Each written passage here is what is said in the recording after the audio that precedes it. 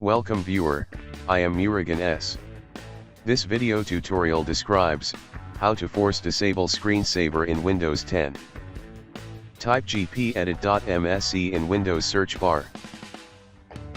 Click gpedit.msc.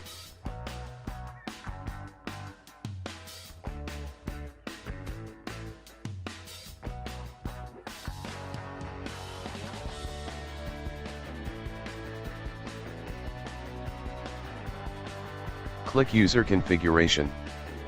Click and expand Administrative Templates.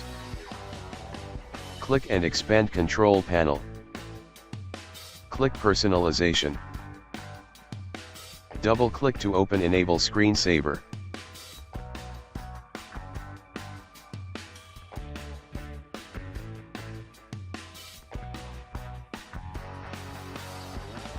Check Disabled.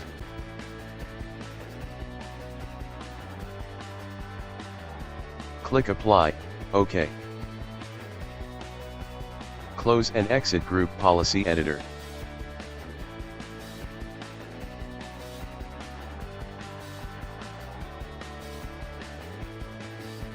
Restart system.